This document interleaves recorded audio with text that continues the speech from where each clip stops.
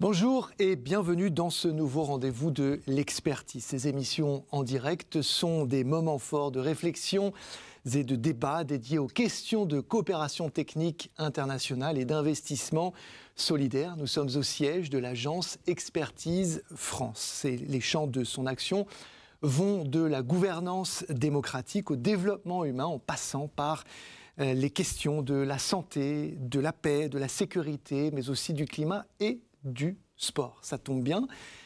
Beaucoup de ces notions seront justement au cœur de la problématique que nous allons aborder aujourd'hui.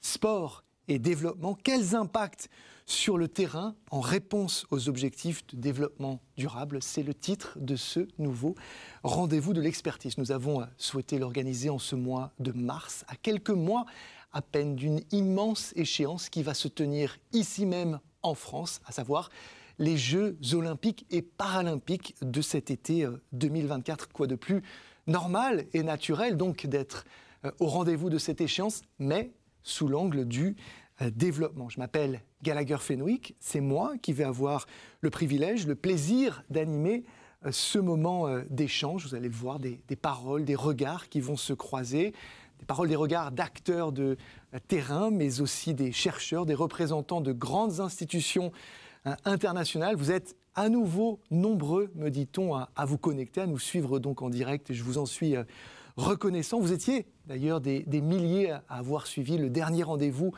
de l'expertise. Ça fait de vous des habitués donc de ce rendez-vous. C'était à Abidjan en Côte d'Ivoire. Il y était question notamment de fiscalité et de vivre ensemble en tant qu'habitués. Vous le savez, il faut nous adresser vos questions, vos remarques.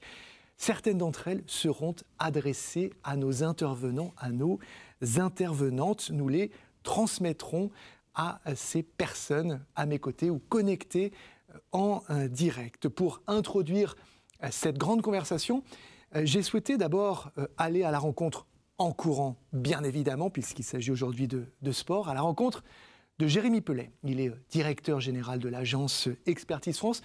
Je l'ai interrogé sur la manière dont il conçoit le lien entre sport et développement, mais aussi sur les actions très concrètes de l'agence dans ce domaine.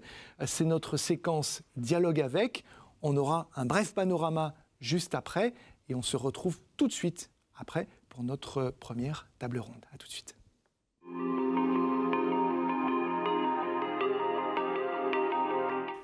Bonjour Jérémy Pellet. Bonjour Gallagher.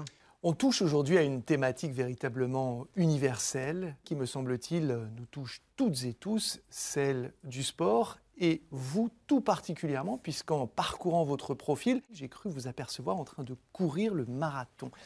Est-ce que vous pouvez nous expliquer brièvement le rôle que le sport joue dans votre parcours professionnel et personnel? Vous avez raison, le sport est une partie importante de ma vie. Je cours, effectivement, je suis marathonien, je fais aussi du vélo et c'est important pour mon équilibre personnel, c'est important aussi dans ma vie professionnelle. Je cours avec les couleurs d'Expertise France et je suis membre du comité d'audit du comité d'organisation des Jeux Olympiques de Paris 2024. J'avais poussé à l'AFD avec Rémi Rioux pour le développement de cet axe sportif au sein de la politique de développement. Alors justement, pourquoi est-ce que l'agence que vous dirigez, Expertise France, se positionne sur cette thématique du sport en lien avec le développement? Pour deux raisons. D'abord parce que le sport, c'est un formidable vecteur de valeurs, d'inclusion, de valeurs de respect des règles, d'autonomie des filles et des femmes, d'égalité femmes-hommes. Et puis, c'est aussi un élément important de l'éducation, de la santé physique et de la santé mentale. Mais le sport, c'est aussi une réalité économique. C'est 500 milliards de dollars par an. C'est une réalité aussi qui concerne tous les pays, y compris les relations entre les pays du Nord et les pays du Sud. Qu'on pense au transfert de jeunes footballeurs, qui nécessitent d'ailleurs parfois d'être régulés, organisés. Donc c'est pour cela que ça justifie qu'on ait une intervention dans ce secteur. Est-ce que vous pouvez nous donner des exemples concrets d'assistance technique opérée par Expertise France sur cette thématique du sport en lien avec le développement? Alors on a une activité à travers le groupe AFD assez importante sur le sport et le développement. C'est 200 millions d'euros qui ont été engagés depuis 2019 sur ce sujet, à peu près 180 projets dans 40 pays, 2 millions de personnes concernées. Et pour Expertise des éducateurs, France, des formateurs. Exactement. Pour Expertise France, ce sont des projets très concrets sur le basket comme vecteur d'éducation avec la NBA. Ça, c'est au Nigeria, je crois. Alors, c'est dans 5 pays, dont le Nigeria, dont le Maroc notamment. Et puis, on a un projet spécifique de 10 millions d'euros sur les femmes à travers le sport, les filles à travers le sport, le projet Pour elles en RDC qui couvre des aspects à la fois de rénovation d'infrastructures, de développement de la pratique vis-à-vis des femmes, pour prendre 2 exemples. Et puis on a un réseau aussi d'experts auprès des ministères du sport, auprès des comités nationaux olympiques dans différents pays, notamment au Sénégal, puisque le Sénégal accueillera les Jeux Olympiques de la jeunesse en 2026. On va beaucoup en parler dans ce rendez-vous. Voilà, donc c'est pour vous donner une petite idée de notre portefeuille de projets. L'agence Expertise France se positionne, je crois, ou souhaite se positionner durablement sur cette thématique. C'est-à-dire qu'on a parlé de l'échéance à venir, celle des Jeux Olympiques et Paralympiques cet été 2024 ici en France, mais il y a une volonté d'inscrire cela plus durablement et de faire de cette thématique une véritable perspective à moyen et long terme pour l'agence, je crois. Oui, c'est la raison d'ailleurs pour laquelle on a souhaité organiser ce rendez-vous de l'expertise dans cette année olympique, qui d'ailleurs s'est fixé aussi pour le comité d'organisation des Jeux Olympiques, l'idée d'avoir un héritage qui perdure au-delà de 2024 sur l'inscription du sport comme vecteur de valeur. Et ça se traduit en France, ça se traduit aussi par l'ensemble de nos projets à l'étranger. Donc on va continuer, on va saisir cet événement des Jeux Olympiques pour promouvoir les objectifs de développement durable et continuer à le faire dans nos activités. Merci Jérémy Pellet de nous avoir reçus. Je vous laisse repartir en courant à vos activités. Quant à vous, restez avec nous puisqu'on va tout de suite attaquer notre première table ronde. Mais avant cela, on va ensemble regarder une brève vidéo qui fait le point sur les enjeux économiques, mais pas seulement autour du sport, la manière dont il fédère, la manière dont il transmet, dont il participe à la transmission de valeurs. C'est notre panorama du jour. On la regarde ensemble et on se retrouve tout de suite après pour notre première table ronde. Le poids économique de l'industrie mondiale du sport est colossal. En 2019, elle pèse quelque 488 milliards de dollars. Mais le sport est évidemment bien plus que cela. Il dépasse les frontières culturelles et nationales. Il est un puissant catalyseur de développement, d'inclusion, de paix, d'égalité et d'autonomisation. Bien plus qu'une activité physique, il incarne aussi des valeurs universelles. Il fédère les nations et agit comme un levier de développement durable. C'est aussi un secteur économique qui nécessite un encadrement humain, financier et institutionnel renforcé. L'agenda 2030 des Nations Unies souligne le rôle crucial du sport dans le développement durable de plusieurs domaines. Il contribue à la formation citoyenne, à l'éducation civique et à la promotion de normes éthiques par la promotion de valeurs telles que le fair play, la discipline, le respect, la solidarité et l'égalité. Il est au cœur du projet éducatif dans plus de 100 pays qui intègrent le sport dans leurs programmes scolaires. Dans le domaine de la santé et du bien-être, le sport permet de lutter contre la sédentarité. Il aide au bien-être physique et psychologique, contribuant ainsi à la prévention de certaines maladies. Son rôle est également majeur pour l'inclusion et la cohésion sociale. Le sport rassemble des personnes d'horizons différents. Il brise les barrières sociales, culturelles et économiques pour construire des ponts dans un langage universel. À l'été 2024, Paris accueillera le plus grand événement sportif mondial, regardé par plus de 4 milliards de téléspectateurs, les Jeux Olympiques et Paralympiques. C'est une occasion exceptionnelle pour relayer des messages forts, promouvoir des actions positives et attirer les acteurs clés du développement sur ce sujet. Le président de la République a choisi de faire du sport une grande cause nationale. Les pouvoirs publics mettent des moyens en œuvre au service d'une ambition d'impact et d'héritage à l'échelle internationale. L'opportunité pour le groupe AFD de valoriser le mandat sport et développement et de réaffirmer son engagement par le biais de diverses actions. 200 millions d'euros d'engagement financier débloqués de 2019 à 2023, dont 58 en 2023. Tous les projets sport et développement ont pour but de soutenir activement la réduction des inégalités femmes-hommes. Cela montre l'impact positif du sport sur la promotion de l'égalité et de l'inclusion. Le groupe déploie aussi 180 projets sport et développement dans plus de 40 pays pour plus de 1,9 million de personnes impactées et plus de 18 000 éducateurs formés. La place du sport est indispensable dans le quotidien et le développement de tout un chacun. Mais quelle est réellement sa place dans les réponses apportées aux enjeux de développement? Et comment peut-il aider à contribuer positivement au développement des sociétés? Quelle place pour le sport dans les enjeux du développement? On en parle justement avec nos invités pour cette première table ronde. Le sport comme instrument à impact social, c'est notre premier grand angle. Je rappelle que vous pouvez poser vos questions en direct aux invités que j'ai le plaisir d'accueillir en commençant par vous. Ibrahim Ouad, bonjour. Ibrahima Ouad, bonjour. Bonjour, Gallagher. Vous êtes le coordonnateur du comité d'organisation des Jeux Olympiques de la jeunesse, les JOJ, à Dakar en 2026. Vous nous en direz sans doute un mot tout à l'heure. Vous nous parlerez aussi de la dimension héritage de cette action. Je sais que vous y tenez, que vous conduisez dans votre pays, le Sénégal. Merci d'avoir fait le voyage pour être avec nous, Ibrahima. Merci à toi, Gallagher. Merci Expertise France, c'est un plaisir et heureux d'être là. On est heureux de vous avoir. Je vais me tourner vers vous, Laurence Fischer, pour vous accueillir également. Vous êtes en direct avec nous depuis Zurich, en Suisse, où vous vous trouvez. Vous êtes fondatrice de l'ONG Fight for Dignity. Vous êtes également ancienne ambassadrice pour le sport et puis triple championne du monde de karaté, un sport que vous avez d'ailleurs mis au service de ou plutôt au cœur de ce très beau projet, Fight for Dignity. On va vous entendre à ce sujet. Merci encore, Laurence, d'être parmi nous aujourd'hui. Vignesh Embarrassant, bonjour. Bonjour Gallagher. Vous êtes handi-consultant, journaliste, joueur paralympique de cécifoot et de baseball. Et votre projet du moment, c'est l'Urban Ball. Vous faites, et là je vous cite, de la mixité sociale et de la diversité des axes prioritaires de votre action sportive.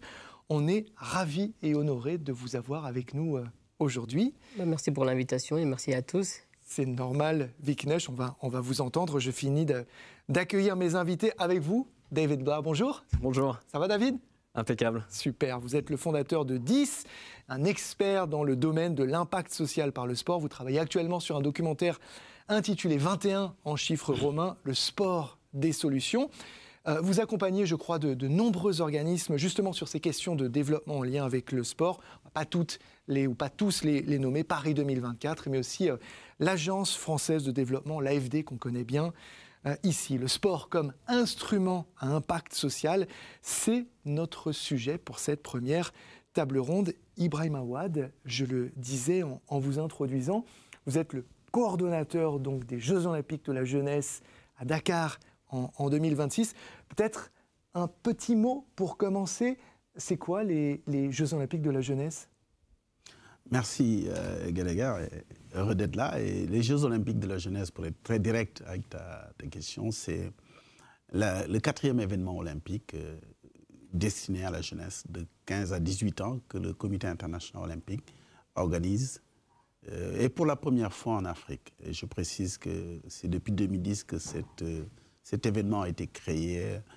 Première fois à Singapour, en 2014 à Nanjing, après le continent américain à Buenos Aires en 2018, et Dakar, l'Afrique, pour la première fois en 2026. Alors, dans son introduction, on a entendu M.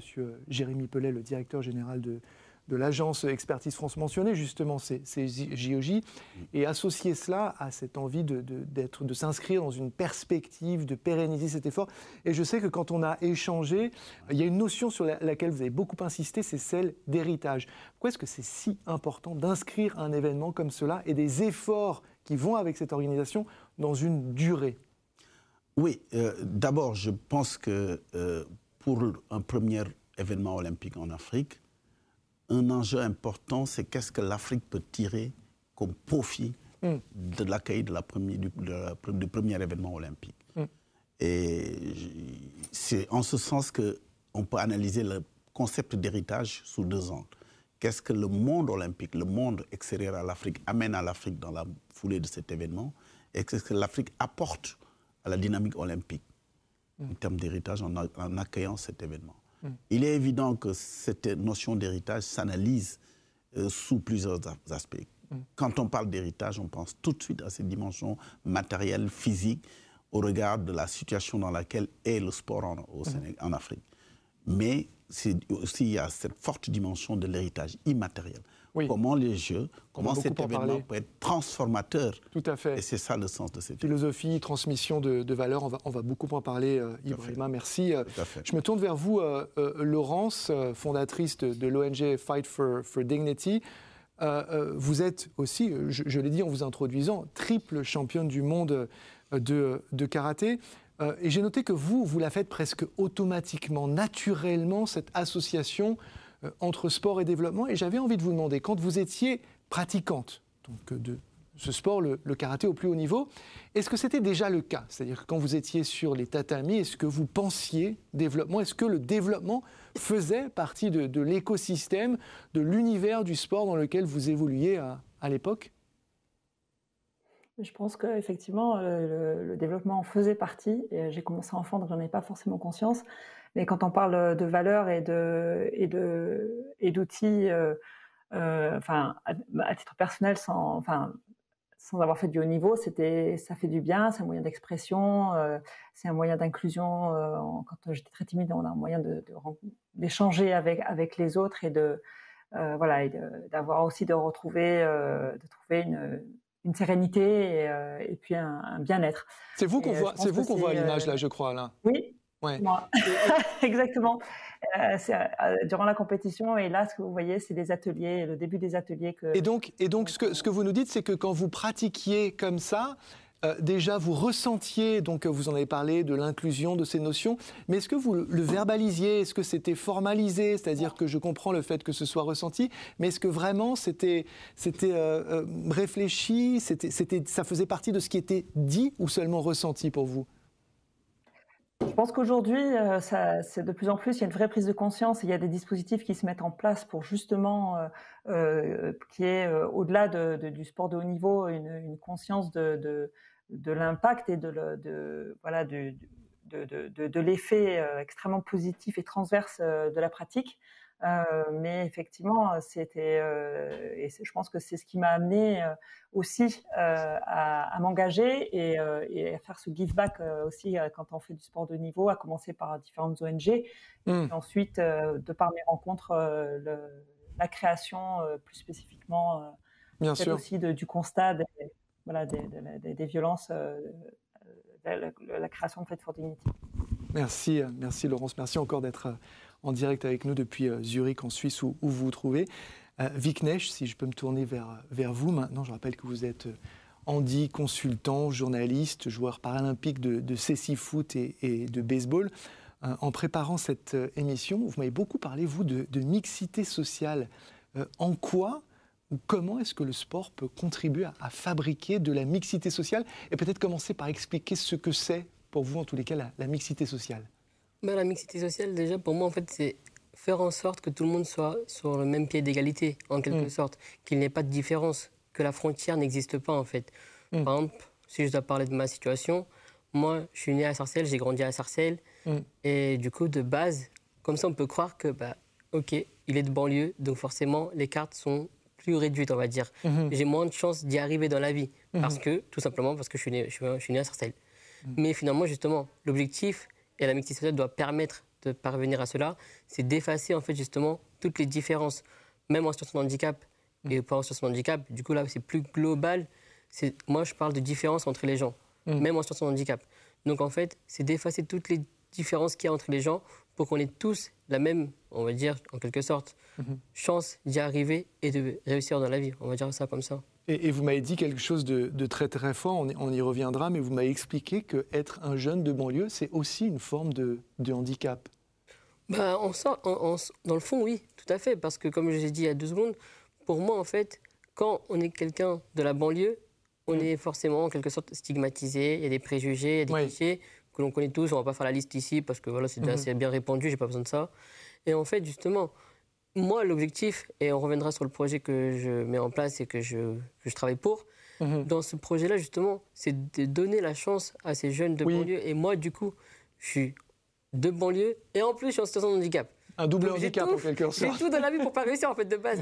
Donc, bon. Mais après, justement, et par exemple, dans le monde de l'emploi, c'est compliqué. Bien et sûr. justement, et c'est le sport, moi, qui m'a permis d'intégrer ce monde-là et le côté social, le vecteur qui peut permettre le sport, le côté social, c'est ce qui me permet de côtoyer du monde, de rencontrer du monde et d'avancer dans la vie. Parce que si je devais me fier juste à l'emploi et à ce qu'on peut penser de base, je ne serais pas là. Merci Viknesh. Donc le sport qui ouvre potentiellement, en tous les cas, un monde des possibles. David Blau, vous êtes fondateur de 10, vous êtes expert dans le domaine de l'impact social par le sport.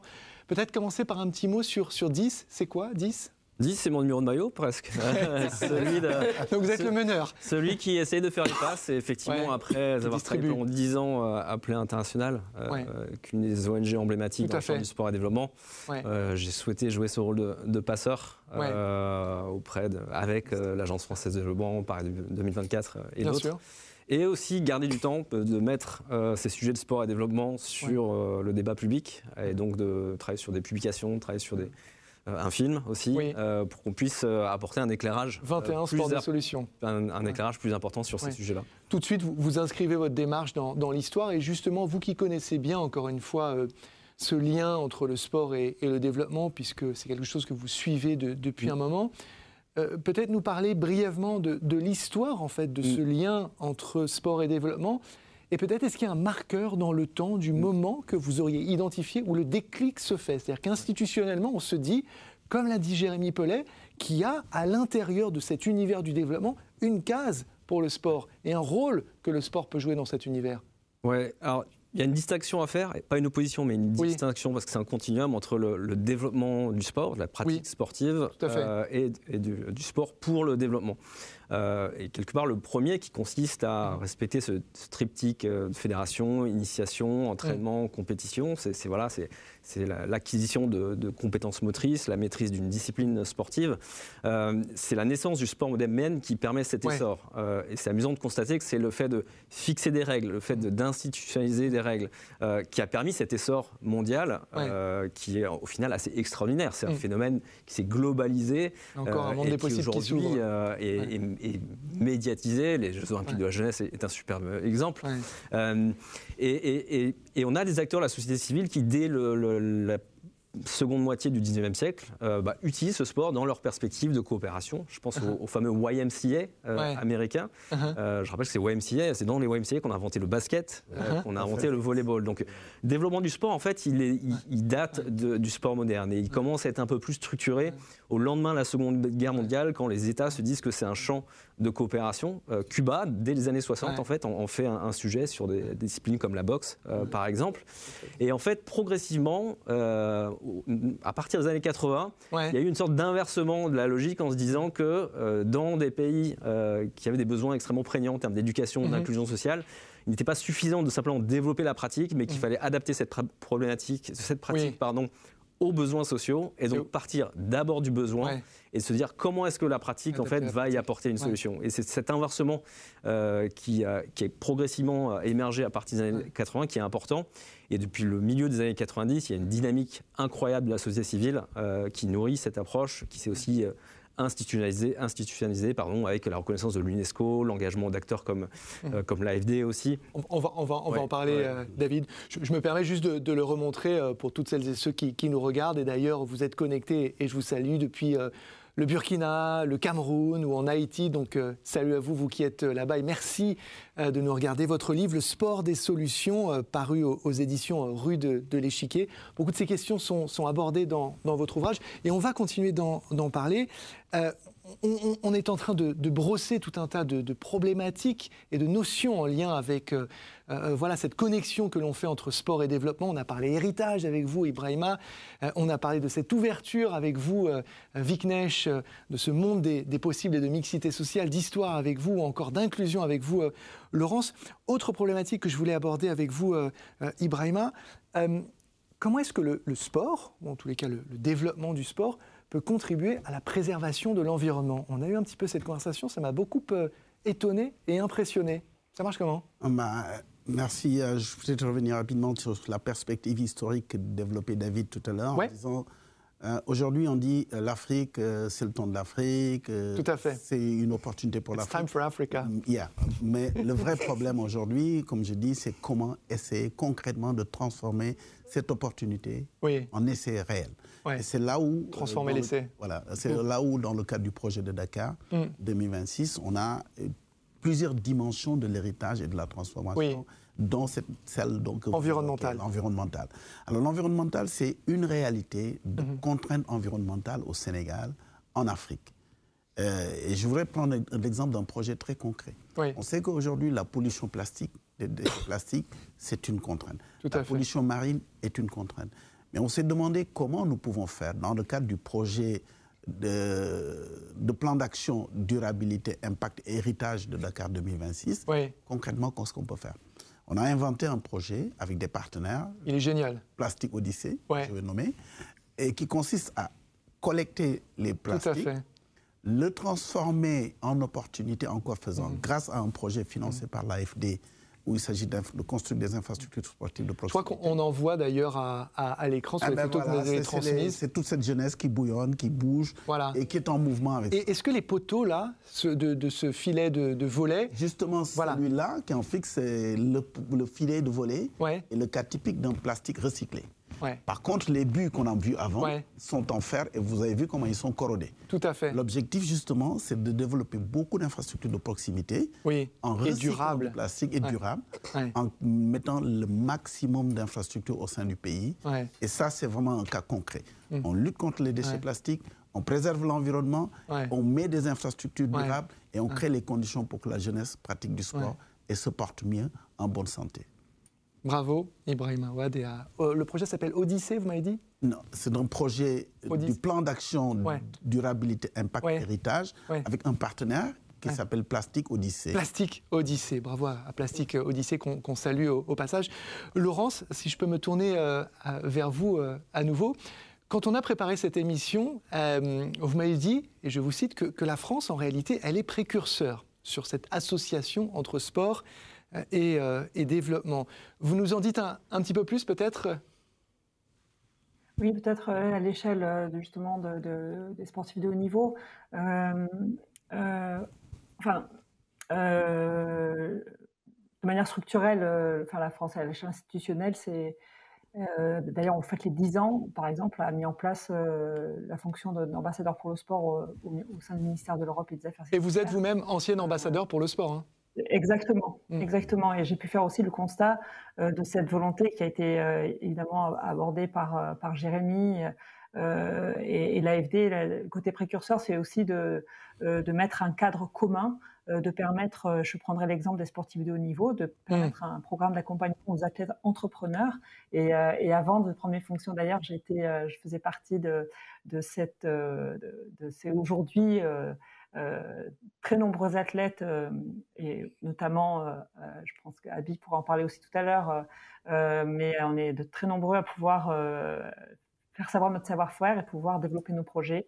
Et donc voilà, c'est aussi de cette manière-là que, en étant structuré, de pouvoir justement faire que cette notion de développement fasse et le poids et le potentiel qu'elle mérite. Voilà. Alors, je sais que vous, David, là-dessus, sur cette question de savoir si la France est véritablement précurseur en matière j'ai envie de dire, d'avancée sur la connexion entre sport et développement, vous me faisiez la remarque qu'il y a peut-être des pays qui sont peut-être pas très loin derrière, la Norvège, le Royaume-Uni, l'Australie. Cette dynamique, il y a plusieurs historiens du sport à développement qui pointent du doigt les années 80 et la Norvège qui intervenait en Tanzanie, avec des profils de travailleurs sur le terrain qui étaient des profils plus ONG et qui ont un peu renversé cette logique-là. Et tout ça montre quand même une chose, c'est que le terme sport ne nous rend pas service en fait, parce que c'est un terme extrêmement généraliste, allons-y. Qui couvre des réalités extrêmement différentes. Comment vous définissez alors le sport? On utilise le sport pour parler du semi-marathon de Paris qui a lieu dimanche, on en parle pour parler du footing ce même dimanche, on l'utilise pour désigner une discipline scolaire. Donc en fait, moi je préfère parler de pratique sportive.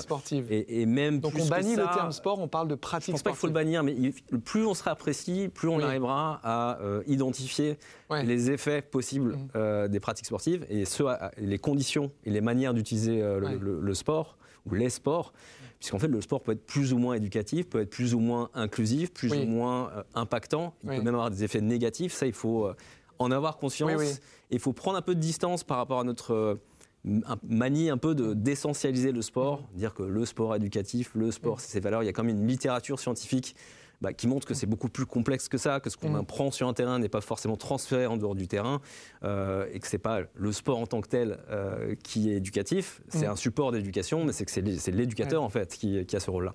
Alors, Laurence, je crois que vous souhaitiez réagir. De manière complémentaire, puisque je rejoins tout à fait David aussi sur cette notion de par le sport aussi, mais par exemple nous, ce que nous faisons avec Fight for Dignity, c'est de l'activité physique adaptée aux spécificités des troubles de stress post-traumatique de survivantes. Donc là, peut-être Laurence, sur la base. Peut-être Laurence expliquer justement que Fight for Dignity, je crois que le cœur de votre matière, c'est l'organisation de séances sportives pour des jeunes, parfois dans des pays qui ont connu des situations de guerre et qui peuvent ainsi aborder des sujets parfois légers, parfois qu'ils sont beaucoup moins. C'est ça, non ? Justement, pour illustrer les propos de David et sur cette notion-là, j'accompagne les survivantes au viol utilisé comme arme de guerre afin qu'elles retrouvent au minimum le goût de vivre et au mieux une vie normale. Donc ça veut dire que je me sers de cet outil qui est le sport et je l'ai adapté aux spécificités des troubles de stress post-traumatique, donc en République démocratique du Congo, ou même en France, effectivement, à travers des ateliers et des séances. Donc ça invite à déconstruire la manière dont on peut aujourd'hui penser le karaté, par exemple du self-défense. Pour l'instant, le karaté, parce que j'ai cette expertise-là, et comment est-ce qu'on l'adapte, et comment est-ce que ça devient une vraie solution pour ce public-là. Et à ce moment-là, c'est vraiment la transformation, la déconstruction, même en termes de je crois qu'on a... je crois qu'on a même des images de jeunes femmes qu'on voit au Kosovo, justement pendant l'une de ces séances sportives dont vous parlez, Kosovo, autre lieu de conflit. Et je sais que Fight for Dignity intervient beaucoup, notamment là-bas. Je me tourne juste rapidement vers vous, Viknesh Ambarasan, parce qu'on parle de tous ces champs d'action. Mais comment est-ce que vous, par exemple, Viknesh, vous mesurez l'impact de ce que vous faites? Je rappelle que vous êtes beaucoup porté sur, et vous nous en parliez tout à l'heure, de la mixité sociale. Comment est-ce que vous mesurez en fait le retour, l'impact de ce que vous faites? L'impact pour moi, il est simple. C'est genre quand j'interviens dans les écoles primaires, dans les collèges, ou même à la fin de certaines interventions, des événements, dans différentes structures, c'est quand j'ai terminé, à la fin, les jeunes qui viennent me voir et qui me disent là, je me suis rendu compte qu'on pouvait faire du sport en situation de handicap. Et du coup, moi, dans ma situation, je me disais que je ne pouvais pas faire ci, je ne pouvais pas faire ça. Mais du coup, grâce à ce qu'on vient de faire, je sais que je peux y arriver. Je sais que j'ai les capacités pour. J'ai les compétences. Les gens, ils peuvent me dire que je ne peux pas parce que X, Y raison, etc. On peut utiliser de nombreux arguments dans ce sens-là. Mais là, je me suis rendu compte que c'est possible. Donc, en fait, simplement, quand ils me disent merci, quand ils viennent me voir, quand j'ai un retour et quand je constate en fait que ce que je propose et ce que je leur dis surtout, c'est de l'échange avant tout. Ce qu'on fait, malgré qu'il y a de la pratique, etc., c'est la discussion. Et c'est quand en fait on sent que les jeunes, ils viennent nous voir et ils nous disent ça. Et moi, je me dis, OK, là, en fait, ça va. Ce que je fais, c'est utile. C'est sur le terrain, en fait. Parce que les statistiques, etc., c'est bien beau parce qu'on n'a pas tous les chiffres non plus. Mais ce qu'on peut voir et l'impact qu'on peut mesurer vraiment, je ne vais pas dire que c'est l'impact du cœur, mais c'est l'impact qui se passe sur le terrain.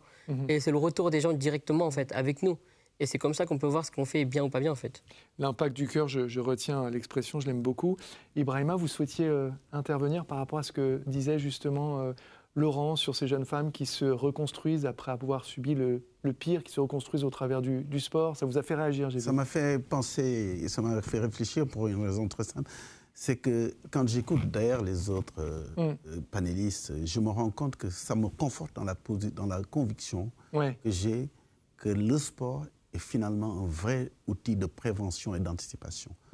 C'est vrai, comme dit Laurence, oui, il est un outil de réparation, mais nous devons prendre conscience de la force du sport comme outil d'anticipation, de correction d'un certain nombre de distorsions sociales que nous avons. Que ce soit l'inclusion, l'égalité homme-femme, que ce soit les questions d'inclusion et de mixité sociale dont parle Vignesh. Nous avons là l'opportunité, et c'est pour ça que je disais que j'aime bien la perspective historique de présenter David. Nous avons un momentum qui est dicté par un agenda qu'on ne connaît pas. Et c'est vraiment pour dire que finalement, la communauté sportive doit prendre conscience du rôle qu'elle doit jouer dans l'atteinte des objectifs de développement durable. Sur toutes les 17 dimensions, il y a une carte à jouer. Et ça, c'est la force du sport. Et c'est ça qui m'a fait réagir tout de suite à l'intervention de mes collègues. Je viens tout de suite vers vous, David, mais je voulais juste vous interroger, Laurence Fischer, fondatrice de l'ONG Fight for Dignity. Et là, c'est un peu à l'ancienne ambassadrice pour le sport que je m'adresse. Je l'ai dit en introduction de ce rendez-vous, la France va accueillir une immense échéance, à savoir les Jeux Olympiques et Paralympiques de cet été, donc 2024. Quelles devraient être sur ces notions justement de sport et développement, selon vous, et à titre personnel, le message de la France justement en lien avec cette connexion que nous faisons très activement aujourd'hui dans ce rendez-vous? Certainement le potentiel extraordinaire du sport, du moment, et c'est ce qui me vient à l'esprit par rapport aux différents témoignages, qu'on décide d'avoir une ambition collective et qu'on travaille ensemble. Je pense que c'est assez fondamental, et j'ai pu le constater à l'échelle du travail que j'ai mené au sein du ministère de l'Europe des Affaires étrangères et le réseau diplomatique.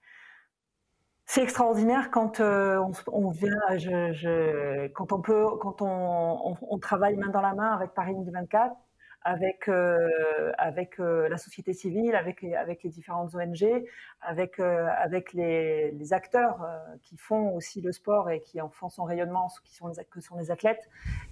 Et quand on met toutes nos compétences au service de ces différents objectifs de développement durable, c'est une solution c'est un accélérateur. C'est-à-dire que c'est et je pense que les Jeux Olympiques et Paralympiques ont été un levier extraordinaire aussi, de capacité.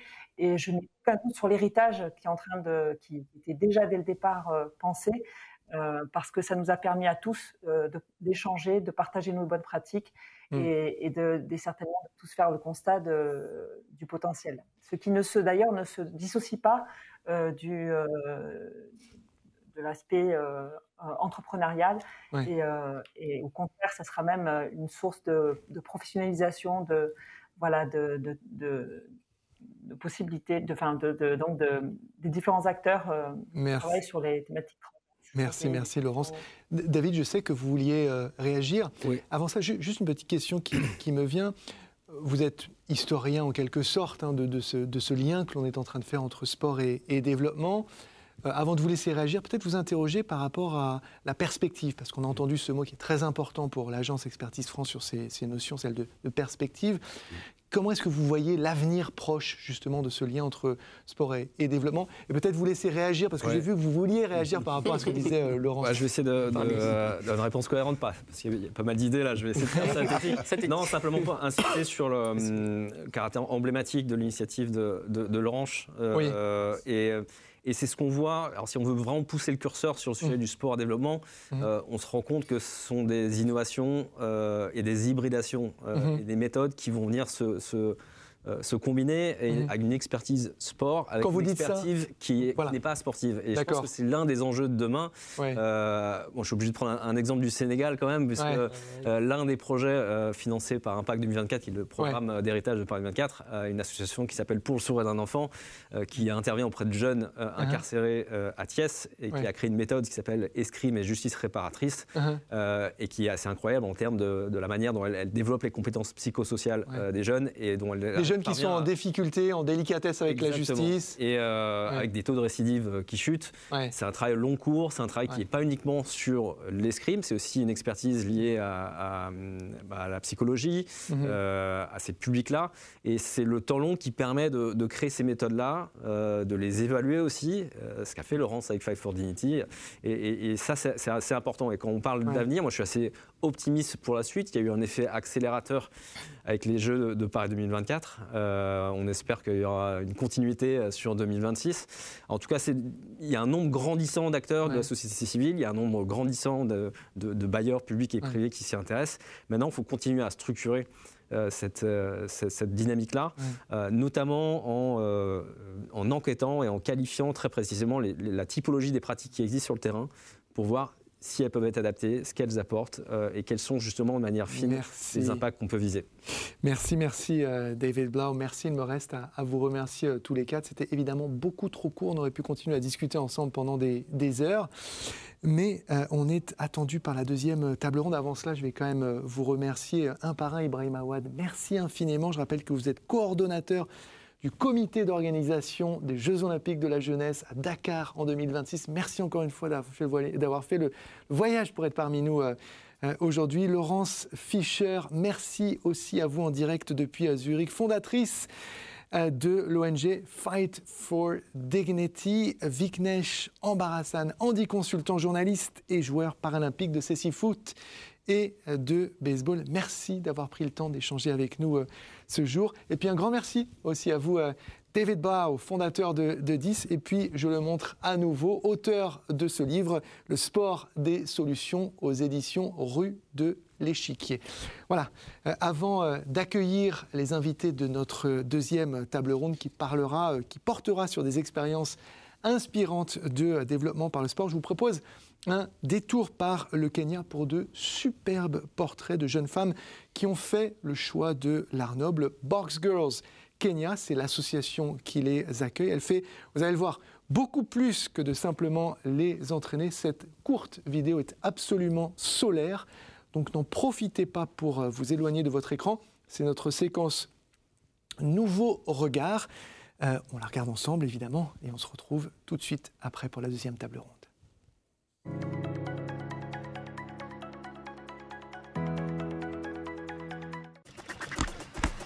My father gave me reasons that I cannot do boxing because one, I'm a Muslim, and two, boxing is a male-dominated sport.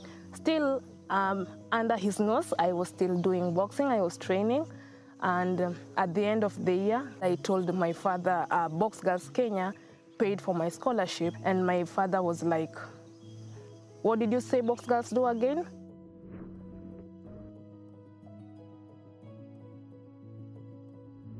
When I started doing boxing, I won't lie, it was hard.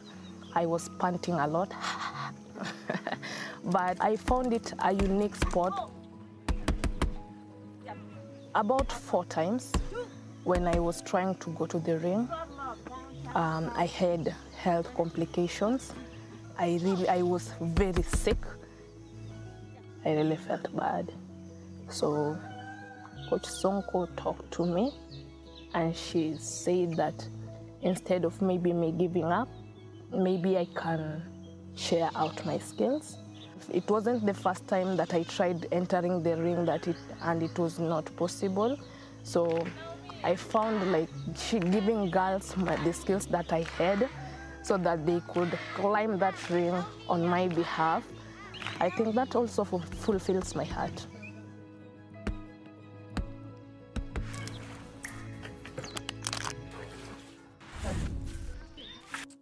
In these marginalized areas, you can find that girls are being oppressed, really, but we are trying to erase that by giving them skills and telling them to be vocal in every way possible.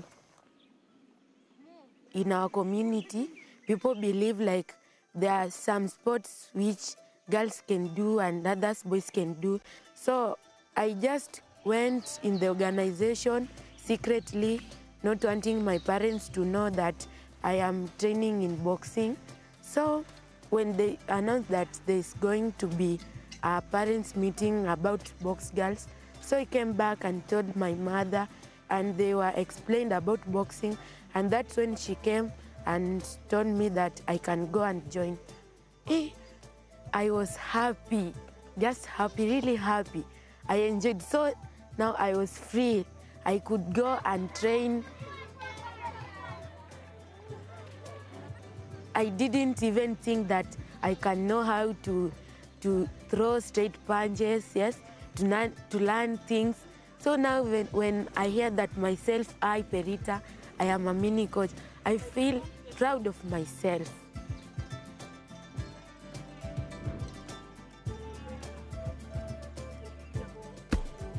The way Sophia is, even me, I would like to be like just the way she is. Just recruiting new members in the sports, teaching the members when the coaches are not around, making sure that people are many, especially girls, when it comes the time to box.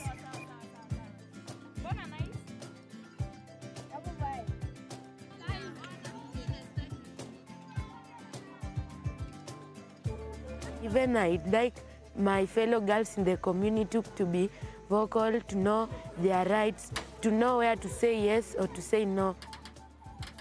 Because of boxing, my coaches have taught me proper hygiene for a girl.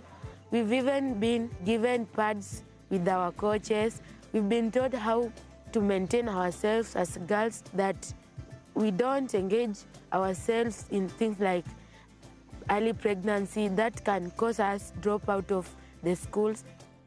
I can control myself not to engage in bad behaviors, bad things, bad company, because I really understood what they taught us. I know it will help me in future. Perita is someone who's very confident, and I can see maybe she might be a coach or maybe a boxer in the coming future, and I'm proud of her.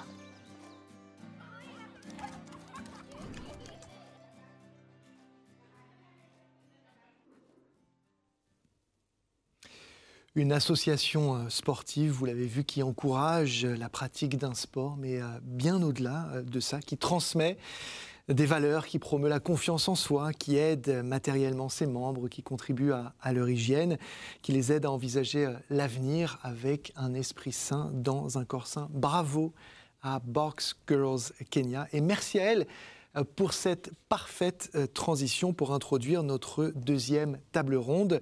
Voix du terrain, expérience inspirante du développement par le sport, c'est notre deuxième grand angle. Je vous rappelle que vous pouvez utiliser l'interface pour nous adresser vos remarques et vos questions, dont certaines seront transmises à nos intervenantes et nos intervenants. J'en profite au passage pour saluer les amis qui sont connectés en Angola, en RDC et au Sénégal. Bonjour donc à vous toutes et à vous tous et merci d'être parmi nous si nombreux.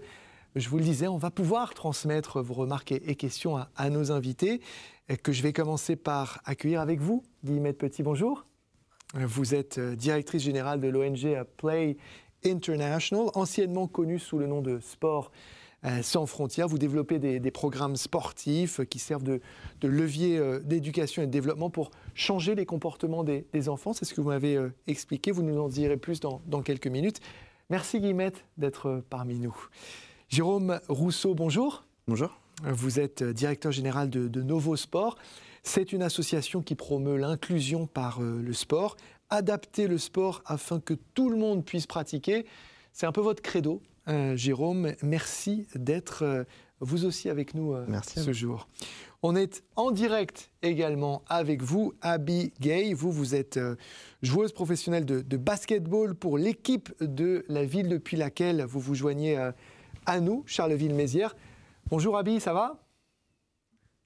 Bonjour Gallagher, ça va très bien et vous ? Super, merci. Vous êtes également présidente de l'association que vous avez créée, à savoir Terang Abby. C'est un jeu de mots, corrigez-moi si je me trompe, entre le mot Teranga qui en Wolof veut dire hospitalité et votre prénom Abby. Le Wolof, c'est évidemment l'une des langue qui est pratiquée dans votre pays d'origine, le Sénégal, pays où vous êtes particulièrement active. On a hâte de vous entendre à ce sujet. Merci encore, Abby, d'avoir pendant quelques instants quitté les parquets, les terrains pour être en direct avec nous ce jour. And finally, thank you, Chenfa Donbin, for joining us live from Los Angeles, California. You're 9 hours behind where you are, so it's very early for you, and we are very grateful that you nonetheless agreed to join us for this important conversation. You're the CEO of Dream Sports Africa, and you will be telling us about transformative experiences through basketball in Nigeria, notably where you have been, I quote, building resilience through sports and mindful movement. Thank you for getting up so early, Chenfa, and for joining us. And let's get it started with you, actually, Chenfa. What role do sports play in Nigeria's development? And if I can be a little bit more specific in my question, I know, for instance, that you work closely with Expertise France, and that there's a project that you care deeply about, namely Basketball Experience, BE. Can you tell us a little bit more about that? Sure, Gallagher. Thank you for the time. Good morning, good afternoon, everyone, wherever you are. I'd like to say hello to my fellow panelists as well. Really good question. I mean, what role does sports play in Nigeria's development? Nigeria is Africa's most populous nation with a population of over 200 million people. And over half of that population is under 25, and unemployment is very high. When you look at all of this context and you look at sports, sports has always been an extremely unifying factor for Nigeria. I remember growing up watching Nigeria win the Olympics in 1996, watching us go to the World Cup in USA in 1994. And really, sports is a unifying tool, but it's also a huge economic engine with a country that has such a large population of so many young people. You look at the population of Nigeria, you look at the number of schools, you look at the number of young people, and sports really acts as an amazing convening platform to bring people together and to give them an opportunity to promote their physical, mental, and emotional well-being. We also find that the business of sports, again, the sports industry is a $500 billion business. That business and that opportunity is also big in Nigeria and a lot of other countries where we have soccer leagues, we have basketball leagues, we have track and field leagues as well. And so really the model that Dream Sports Africa pushes out with the programs that we have, like Basketball Experience, which I'll talk about in a second, is really how do you empower kids using what we call a 4E model. We empower kids by educating them, by engaging. Yes, go ahead. No, I was going to say, I'm going to ask you a question specifically later about the 4E model. If you can just hold that thought, because I want Guillemette to jump in right now on some of the notions that you just brought up, Chenfa. So hold that thought and we'll come right back to you. Guillemette, on l'entend là dans le discours de Chenfa, le sport c'est évidemment de l'économie, c'est beaucoup d'argent, c'est de la création d'emplois, c'est des opportunités. Pour vous, le sport, c'est aussi un outil de reconstruction. Oui. Tout à l'heure, j'ai confondu en fait votre action avec celle de Laurence Fischer, qui très poliment ne m'a pas corrigé quand j'ai parlé du Kosovo, parce qu'en réalité, c'est vous qui êtes très active au Kosovo grâce à l'ONG Play International. Et comme je le disais, en fait, ça s'applique à ce que vous faites, parce que vous avez une philosophie, mais que vous mettez en pratique de manière très concrète. Et si j'ai bien compris, et corrigez-moi si je me trompe à nouveau, c'est l'idée de cette organisation de séances sportives dont l'objectif n'est pas que le sport en lui-même, mais ce qu'il peut générer en termes d'espace qui permettent d'aborder des sujets parfois légers et parfois des sujets qui le sont beaucoup moins. Vous nous expliquez ça peut-être un peu plus concrètement ? Oui, tout à fait. Merci beaucoup déjà pour l'invitation. Et je pense que Laurence ne vous en voudra pas puisque Laurence est une des plus grandes ambassadrices de Play International. J'espère qu'elle n'en voudra pas parce qu'elle est triple championne du monde de karaté. Mais elle est adorable. Et voilà, elle nous connaît très bien et on la remercie aussi pour tout ce qu'elle fait pour nous. Effectivement, le terme qui a été employé aussi par Shenfa de résilience, c'est le terme majeur, donc reconstruction, résilience de notre programme actuel qu'on pilote au Kosovo. Alors je vais juste revenir sur le choix de ce projet quand vous m'avez interrogé sur quel projet vous voulez mettre en avant, puisqu'on est là pour inspirer, pour parler de choses concrètes. Absolument. Pourquoi j'ai choisi le Kosovo alors qu'on est dans 7 pays dans le monde Parce que on voit des images là à l'écran, c'est le premier pays dans lequel on est intervenu et ça fait 25 ans qu'on y est toujours. On est intervenu après la guerre en ex-Yougoslavie, exactement. Parce que c'est le pays dans lequel notre modèle est le plus abouti, dans lequel on accompagne les enfants pour leur transmettre des messages de prévention à la réconciliation, notamment sur le genre et sur les minorités, qui est un énorme sujet au Kosovo. C'est le modèle le plus abouti parce qu'on arrive à accompagner les enfants, on arrive à former les professeurs des écoles, on arrive à former les futurs professeurs des écoles ou des professeurs de sport. On arrive à former leurs enseignants et aujourd'hui, on a un agrément du ministère, l'équivalent du ministère de l'Éducation nationale, qui nous permet d'être dans les curriculums de l'enseignement, du coup, des professeurs de primaire et des professeurs de sport au Kosovo. Et donc, ce qu'on fait, en fait, chez Play, et notamment dans notre programme qui est soutenu par l'Agence française de développement, donc on est dans une deuxième phase, donc ce programme Sport for Resilience, on rentre dans sa 4e année, donc deuxième phase de projet. En fait, on construit des programmes sportifs avec nos partenaires qui ont pour objectif de préparer et armer les enfants justement à la prévention de cette résilience, à la prévention des discriminations sur le genre et sur les minorités. On aurait pu aborder plein de sujets, les sujets qui nous paraissaient les plus essentiels au Kosovo, c'est ces deux-là. Et donc l'idée, c'est de développer des séances sportives qui durent généralement entre une demi-heure et 45 minutes, où on ne fait pas que du sport, où on ne prend pas que du plaisir à être ensemble, même si c'est clé, mais où on va faire travailler, réfléchir les enfants sur ces notions-là. Et donc, c'est comment aller un peu plus loin et comment transmettre des messages, comme vous disiez, qui peuvent être légers ou beaucoup plus forts auprès des enfants. C'est intéressant parce que depuis tout à l'heure, depuis le début de ce rendez-vous, on se rend compte que le sport a cette capacité à ouvrir un monde de possibles, à rendre parfois des conversations possibles, des conversations parfois, vous y faites référence, difficiles, à libérer des potentiels. On en parlait tout à l'heure avec Viknesh Ambaarasan. Résilience, pérennisation aussi du dispositif en formant de futurs peut-être formateurs justement. Je me tourne vers vous, Jérôme Rousseau, directeur général de Novosport. Je sais qu'un élément central dans votre discours, c'est aussi le fait de mélanger, alors non pas la mixité sociale, mais là de mélanger des personnes qui sont en situation de handicap avec des personnes qui ne le sont pas. Je voudrais que vous fassiez 2 choses. Que vous nous expliquiez, si vous le voulez bien, le bienfait de cette démarche, mais aussi que vous nous donniez un exemple très concret. Vous m'avez raconté une histoire qui m'a beaucoup marqué, très touchante, d'une maman qui amenait son jeune fils, je crois, pour pratiquer un handisport, et que vous avez invité un jour à le rejoindre, justement, sur le terrain pour qu'elle puisse pratiquer, et que, au travers de cette anecdote, vous avez compris et pu montrer plein de choses. Effectivement, c'est très inspirant tout ce qui est dit. Et on le voit bien, en fait, aujourd'hui, on parle souvent de pratique entre pairs, entre personnes porteuses de handicap, et très souvent on parle d'inclusion. En fait, là, on va parler plutôt d'inclusion dans le sport. Et quand on parle d'inclusion, le dans est très important. Pourquoi? C'est-à-dire qu'il va y avoir une liaison. Mais pour qu'il y ait inclusion dans le sport, il faut que l'ingénierie, il faut que l'activité soit adaptée. Et donc ça veut dire quoi? Un petit peu comme dans la société. C'est qu'il faut que chacun ait un rôle à jouer. Donc c'est exactement ça, nous, en tout cas, ce qu'on fait chez Novosport, c'est-à-dire qu'on prend une activité. Donc là, en l'occurrence, le basket... On le voit, alors vous appelez ça le baskin même, ça, c'est du baskin, exactement. C'est une pratique qui est développée en Italie, qui est développée au niveau de l'éducation.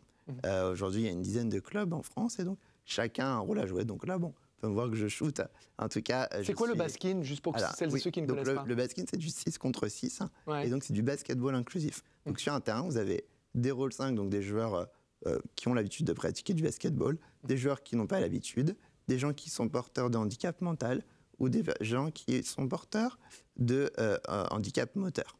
Et donc c'est ça, en fait, en tout cas, si on devait définir l'inclusion dans le sport, c'est-à-dire qu'on invente une pratique, qu'on innove, où chacun va avoir un rôle, et surtout chacun va avoir un challenge adapté. Ça veut dire qu'on prend la différence, on accepte la différence, on accepte la différence de l'autre, et on va faire une petite cuisine pour que tout le monde fasse société et qu'on puisse gagner, non pas parce que vous êtes en situation de handicap ou pas, pour donner des avantages, mais plutôt pour respecter les compétences et les qualités de chacun et de chacune. Alors, vous me devez une histoire et vous allez y venir. Avant cela, je vais me tourner vers Abby, qu'on n'a pas entendu encore.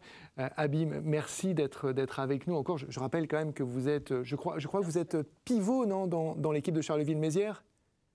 C'est ça. Donc vous aussi un rôle absolument central. Et vous aussi, j'avais envie que vous partagiez avec nous, parce qu'elle m'a beaucoup marqué et touché votre histoire, ce retour donc au Sénégal, où vous êtes exposé à une problématique, et vous allez nous en parler, et le déclic en fait qui fait que vous mettiez en fait sur pied, que vous fassiez sortir de terre ex nihilo cette fondation, cette association Terangabi, justement pour aider les jeunes filles dans le cadre de leur confrontation à cette problématique. Je vous laisse la parole, Abby. Merci beaucoup, Gallagher. Donc, en effet, je suis retournée au Sénégal à l'âge de 22 ans, après 15 ans sans y être allée, malheureusement. Et donc, moi, mon arrivée là-bas, j'étais très enthousiaste, j'avais tous mes petits fantasmes en tête, je dirais, des souvenirs qui me restaient du Sénégal. Mais malheureusement, en fait, ce que j'ai pu constater, au-delà de toutes les belles choses que j'ai pu revoir, c'est qu'il y avait un phénomène de santé publique très développé au Sénégal, oui, qui est la dépigmentation volontaire de la peau. Donc c'est un procédé qui consiste à se blanchir la peau, du moins à se l'éclaircir grâce à des produits chimiques, donc ça peut être des crèmes, des savons, même des injections. Et donc, c'est une pratique qui malheureusement est très étendue en Afrique, donc notamment au Sénégal, dans mon pays d'origine. Et moi, au-delà de critiquer, ce que j'ai voulu apporter, c'était vraiment une alternative pour les jeunes filles, de leur montrer qu'écoutez, on vous montre matin, midi, soir ces produits dépigmentants à la télé, dans les différents médias. Vous avez aussi le choix de dire non et tout simplement d'accepter, d'aimer votre identité de femme noire. Et donc, du coup, c'est comme ça que j'ai pensé des camps de basket éducatifs pour travailler sur la confiance en soi et l'estime de soi des jeunes filles et ainsi leur donner des clés, des outils pour justement renforcer ces capacités-là et être en mesure de dire non face à la dépigmentation de la peau, entre autres, parce que c'est seulement, je dirais, une résultante du manque de confiance en soi et d'estime de soi. Et on les voit à l'antenne, ces très très belles photos de certaines des jeunes femmes au Sénégal auprès desquelles vous intervenez avec, vous en avez parlé, des résultats très concrets.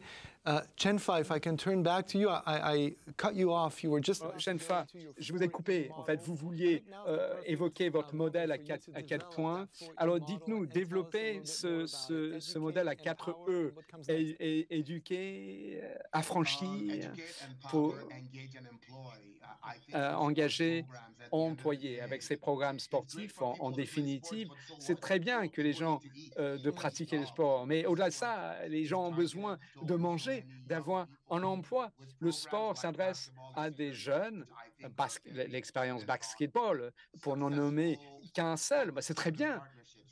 Pour des partenariats publics-privés, Expertise France, c'est un exemple illustratif. AFD qui déploie les expertises en vue de donner aux enfants l'opportunité de rejoindre un établissement scolaire et à la fin avoir un emploi pour comprendre ce que c'est que rentrer sur le milieu du travail. Alors, en Afrique, c'est vraiment la question. En fin de compte, est-ce que ces jeunes vont pouvoir rentrer dans la collectivité? Est-ce qu'ils vont avoir un poids économique? Nigel Kaur, Nigel Kaur, je porte sur mon t-shirt, et j'ai ma casquette aussi. Nigel Kaur, c'est quelque chose que j'ai constitué. C'est une entité de secteur privé.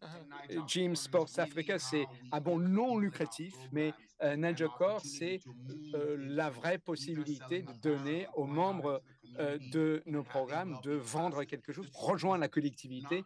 Mais en fait, les buts non lucratifs ne sont pas censés être pérennes. En fait, elles sont censées céder le terrain à des entités privées qui vont vendre des habits un but lucratif.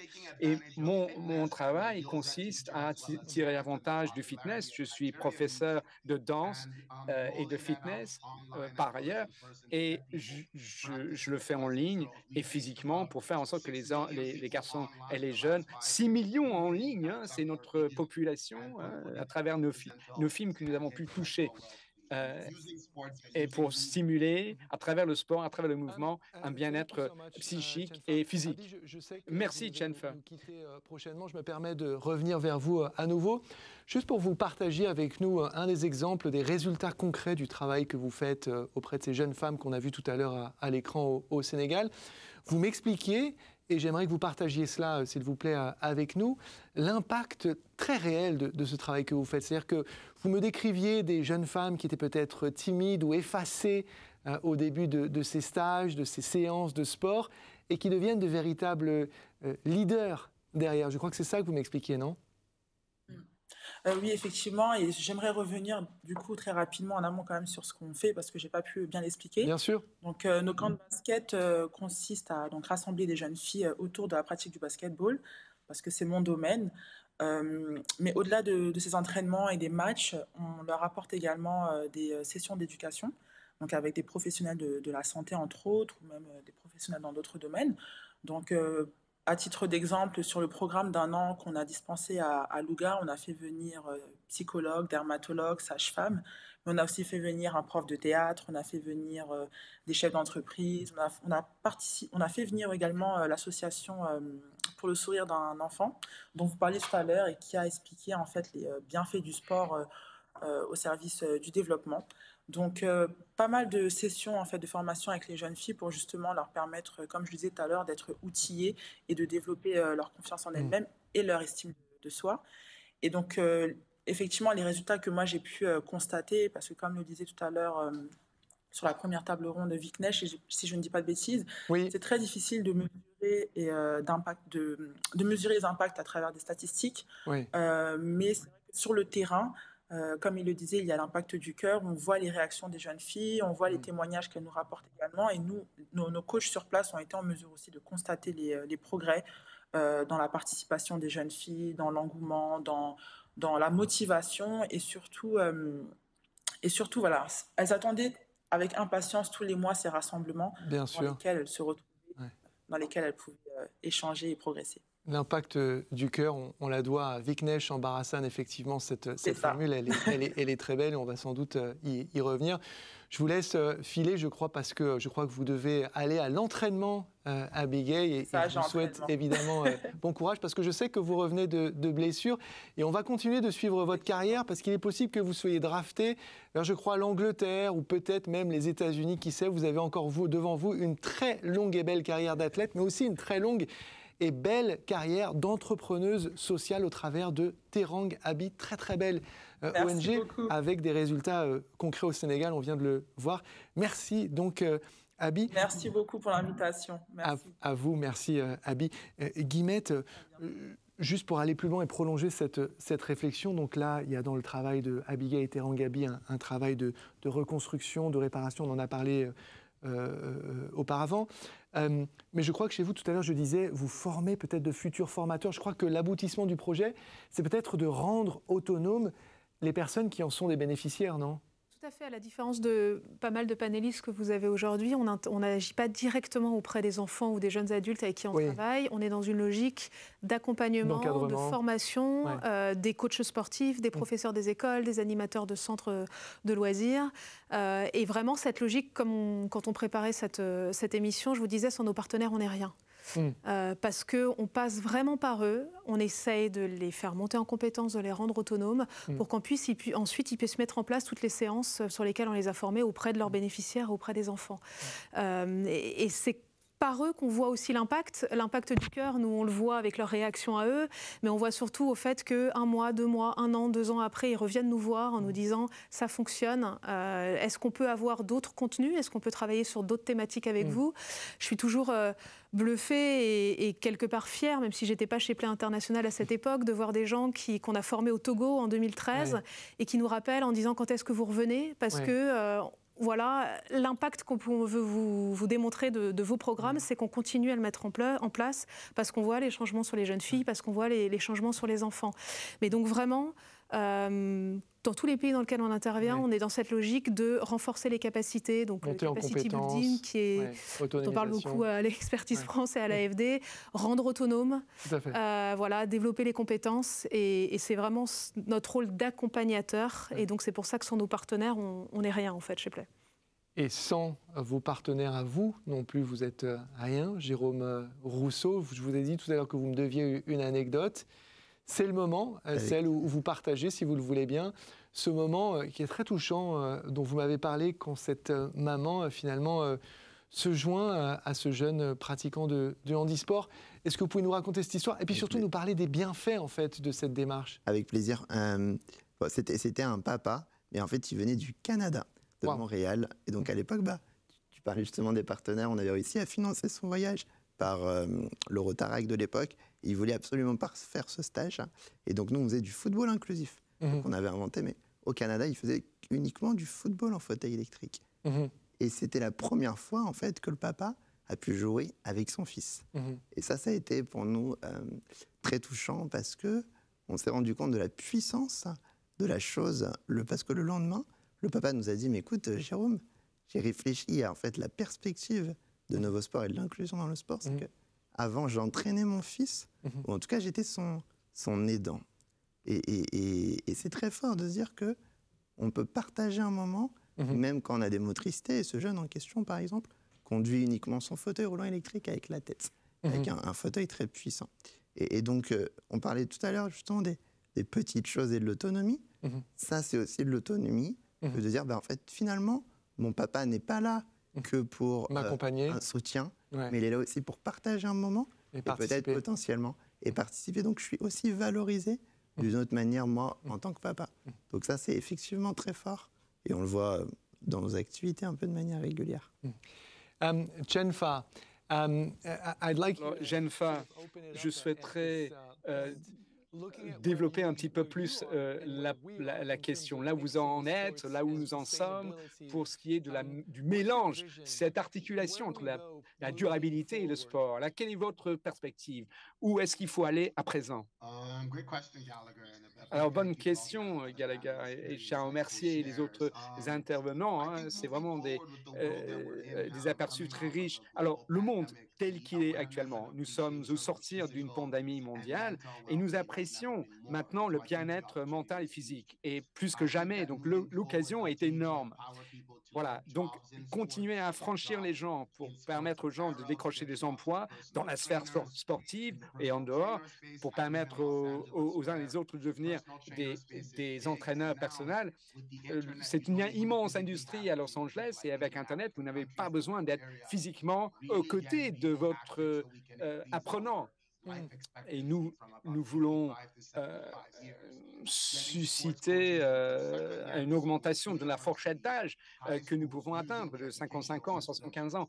Les établissements scolaires peuvent être valorisés également, mais travailler avec le gouvernement, avec les ministères des Sports, travailler avec Expertise France et l'AFD et d'autres entités, mais vraiment savoir comment nous pouvons stimuler le PIB, augmenter la richesse pour permettre à ces millions de jeunes au Nigeria et dans d'autres pays africains leur donner la possibilité de décrocher des emplois pour avoir un gain-pain. Le sport, c'est très bien, mais en même temps, il faut que les uns et les autres puissent avoir un salaire. Donc, l'occasion que représente le sport, s'offre à tous, que vous soyez femme, enfant, que vous avez 5 ans, que vous ayez 50 ans. Le sport, c'est pour tous ceux qui ont un corps. Donc, c'est pour l'avenir, surtout avec une planète qui connaît à présent une contraction économique. Merci, Chenfa. Tous les quatre, Guillemette Petit, je rappelle que vous êtes directrice générale de l'ONG Play International. Merci de vous être jointe à nous. Jérôme Rousseau, directeur général de Novosport, merci à vous aussi. Et j'ai parlé tout à l'heure de handisport. Vous auriez dû me corriger, parce qu'on dit pratique partagée et non pas handisport. Il n'est jamais trop tard pour être corrigé. Abigail, merci encore à vous, joueuse professionnelle de basket, présidente de l'association Terang Abi. Merci d'avoir brièvement quitté les terrains, les parquets pour venir partager vos expériences et vos réflexions avec nous. And finally, thank you so much, Chenfa Dombin, for joining us. Merci, Chenfa Dombin. Merci de votre présence. Vous nous rejoignez en direct de Los Angeles, en Californie. Vous êtes le PDG de Dream Sports Africa. Merci à vous. Allez, il est temps de conclure ces échanges avec notre séquence perspective. Merci.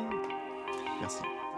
Allez, c'est un ballet savamment organisé qui se déroule sous vos yeux pour accueillir Sophie Laurent. Bonjour Sophie. Bonjour Gallagher. Vous allez bien? Très bien, plus formez-vous. Super.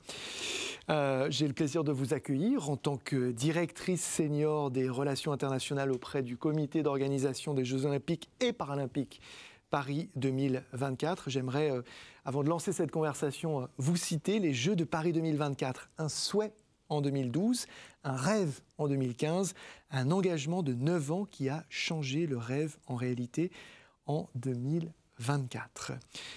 Quand on a préparé cette émission, vous m'avez dit, et je vous cite, être obnubilé. C'est l'adjectif que vous avez utilisé par l'idée qu'on ne peut tout simplement plus se permettre aujourd'hui d'organiser des méga événements sportifs comme les Jeux olympiques et paralympiques, sans se soucier de leur impact à la fois national mais international aussi.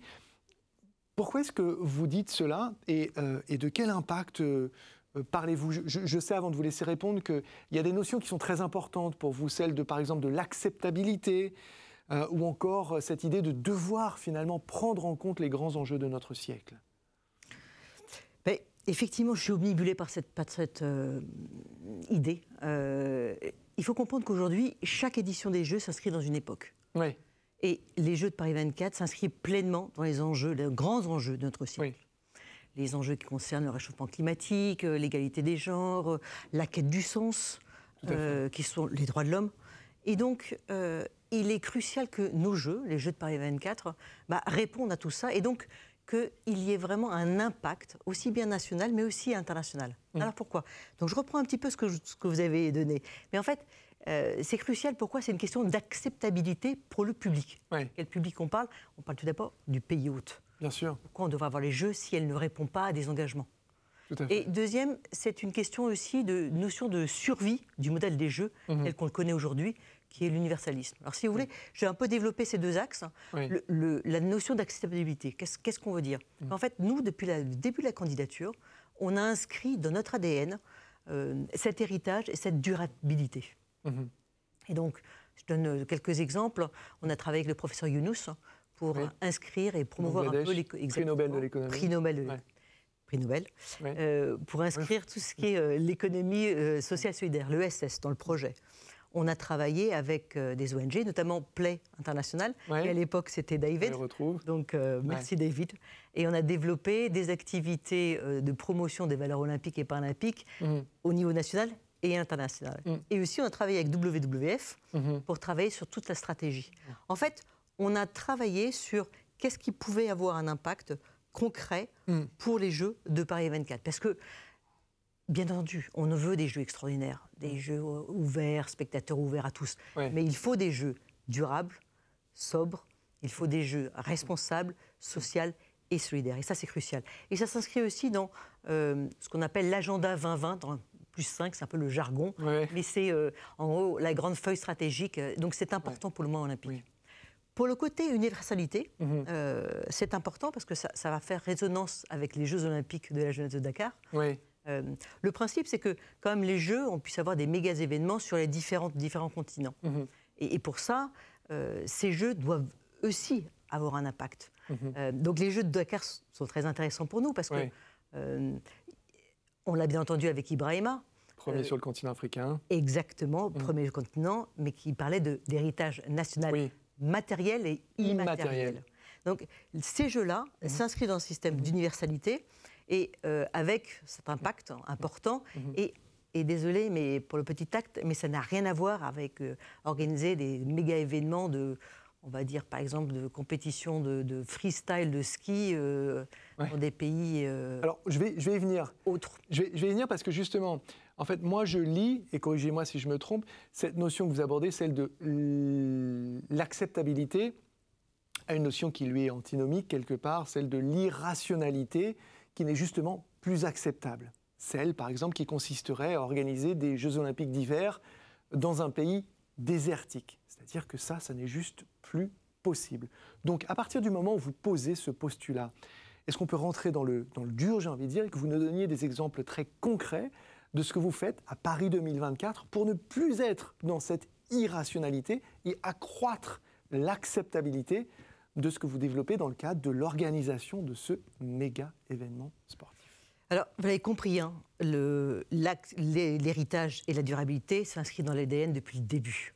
Donc, nous, ce qu'on promeut, par exemple, ce sont des jeux plus responsables. Plus responsables, c'est-à-dire qu'on divise par 2 de l'empreinte carbone par rapport aux enjeux précédents.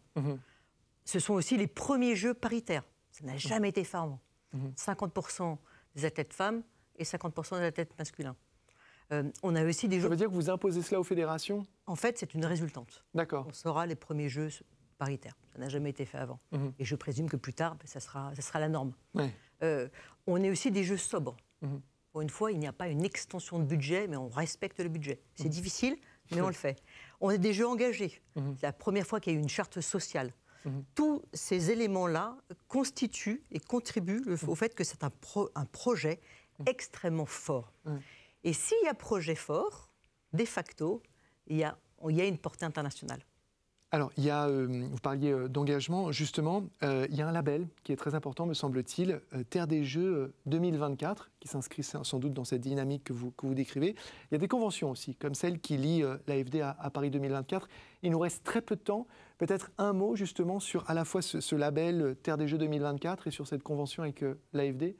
Alors, la convention avec l'AFD, pour être très honnête, c'est notre pierre angulaire. C'est surtout la rencontre de deux visions. Deux visions, c'est-à-dire avec une même ambition. Une ambition d'innovation et une ambition de conception de la promotion du sport à un niveau international. Et nous, on a réussi à faire notre héritage international grâce à l'AFD. Donc, un grand merci à Rémi et un grand merci à Jérémy. Pourquoi ? Tout simplement parce que on a deux axes. Hein. On a un premier axe qui est des projets, deux types de projets. L'Impact 2024 international, qui sont des projets labellisés Paris 24 Impact international et subventionnés par l'AFD, qui permet de promouvoir de donner des financements à des projets exceptionnels, comme ceux Box Girls fait partie de nos projets. Kenya. Donc on a vraiment des très très beaux projets, des projets solaires. On a aussi eu un projet sur l'incubateur d'athlètes entrepreneurs et je crois Sarah Ouman en fait partie. Enfin, plusieurs personnes ont pu en faire partie, donc c'est grâce à ça. Et il y a un autre axe grâce à avec l'AFD qui est un axe de plaidoyer. Donc c'est la première fois, il faut repartir un petit peu. Ce qu'on appelle advocacy en anglais. Exactement, advocacy. On reprend juste une toute petite seconde, mais il faut imaginer le monde du développement et le monde du sport. Le chrono tourne, il ne reste plus beaucoup de temps. Mais le monde du développement et le monde du sport, souvent ça se regardait comme ça. Grâce à l'AFD, on a réussi, c'est la première fois qu'un comité d'organisation, olympique et paralympique, rencontre une agence de développement avec un écho qui fait que pour eux, c'est le sport, c'est important. Alliance, on a développé des projets. Ces projets vont être pérennisés grâce à l'AFD. Ça, c'est formidable. Mais surtout, ce qui était magnifique, c'est que l'AFD a lancé cette coalition des banques de développement depuis 2021. Et donc, grâce à notre dynamique, l'AFD a pu en développer encore plus. C'est la plus belle démonstration. Un cercle vertueux, quelque part, qui naît de cette rencontre que vous supervisez entre sport et développement. Merci encore, Sophie Laurent, d'être passée nous éclairer avec ces remarques. Je rappelle que vous êtes directrice senior des relations internationales auprès du comité d'organisation des Jeux Olympiques et Paralympiques Paris 2024. Merci à vous toutes et à vous tous qui nous avez fait l'honneur et la gentillesse de vous connecter aujourd'hui pour nous suivre. Plus de 1000, me dit-on, d'ailleurs beaucoup d'entre vous sur le continent africain, et on vous salue et on vous en remercie. On se retrouve évidemment très bientôt pour un nouveau rendez-vous de l'expertise. Ce sera au printemps prochain, fin mai. Ça se passera à Rabat au Maroc. Il y sera question de protection sociale. D'ici là, continuez à pratiquer le sport et à penser développement. Merci encore et à très bientôt.